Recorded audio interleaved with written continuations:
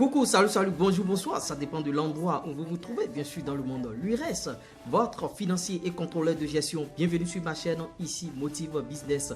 Ici on parle business, finance, stratégie, motivation, tout ce qui peut bien sûr faire accroître votre compte bancaire et tout. Si vous partagez cette thématique, likez d'abord la vidéo, abonnez-vous à la chaîne et n'oubliez pas d'activer la cloche de notification là dès que je mets en ligne de nouveaux contenus, vous êtes rapidement informé.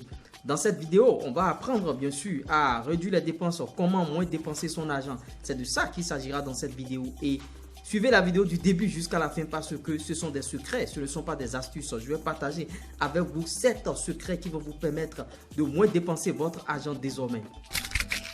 Numéro 1, définir ses besoins réels. Vous voyez, il faut définir ses besoins réels parce que on sait, on a tous des besoins, on est omnibulé par l'argent. On a souvent, quand on a beaucoup d'argent, on est attiré par beaucoup de besoins. On veut dépenser à tous azimuts, par-ci, par-là. Il faut faire une liste de ces besoins-là et éliminer les besoins inutiles et retenir seulement les besoins qui sont utiles. J'aborde le point 2 déjà, penser réutilisation. Penser réutilisation, ça veut dire quoi?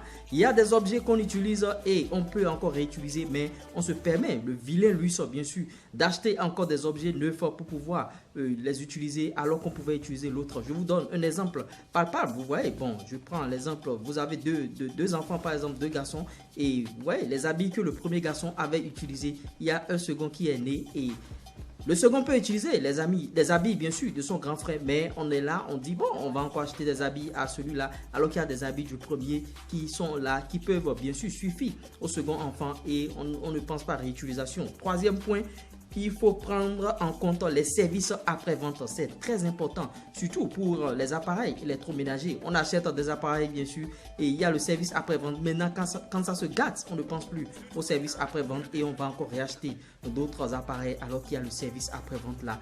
Il suffit juste d'amener, bien sûr, ces appareils là où on avait acheté pour que les gens puissent réparer et on va encore bénéficier de cet appareil là, mais on ne pense pas service après-vente. Bon, dévier bien sûr les influences. Quatrième point, dévier les influences parce qu'il y a des gens qui nous influencent énormément dans la société. Le mec, lui, il est tout le temps en veste, on veut le copier, on veut faire comme lui, alors que vous n'avez pas les mêmes portefeuilles, alors que lui-même, bon, peut-être qu'il fait violence sur lui-même en se mettant en veste, il se met en veste et il ruine bien sûr son compte bancaire et tout. Tu ne sais pas comment le gars vit et tu veux le copier et tu te ruines. C'est de ça qu'il s'agit.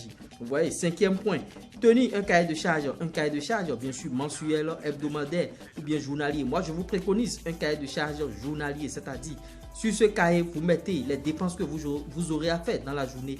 Vous listez les dépenses et vous choisissez les dépenses véritablement utiles et mordicus. Vous tenez mordicus à cette dépense-là uniquement. À part cette dépense, ne plus rien dépenser bien sûr dans la journée. Et vous allez voir votre revenu, votre trésorerie va augmenter au fur et à mesure.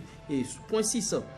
Soyez sa santé. Soyez sa santé. Qu'est-ce que moi j'appelle soyez sa santé? C'est tout simplement le sport. Faire le sport régulièrement parce que en faisant le sport régulièrement, vous serez bien sûr en bonne santé. Vous ne serez pas malade et allez dépenser encore à l'hôpital des centaines de mille. Donc, soyez votre santé. Septième et dernier point, bien sûr, ne pas sortir le portefeuille plein. Parce que quand vous sortez, bien sûr, le portefeuille plein, vous êtes tenté par des dépenses parce que l'argent est là, on dépense à tous azimuts, on achète à gauche, à droite. Donc, ne pas sortir le portefeuille plein. Vous sortez juste avec l'argent, ce dont vous avez déjà besoin en listant déjà vos dépenses de la journée. Mais quand vous sortez le portefeuille plein, vous allez dépenser énormément et ça va vous ruiner. Vous voyez, c'est bien sûr comment moins dépenser son argent. C'était moi, l'URES, votre financier et contrôleur de gestion. Si vous avez aimé, bien sûr, ce type de contenu, faites-le savoir en commentaire. C'est une communauté ici. Likez, partagez, abonnez-vous en haut pour de nouveaux défis. Peace.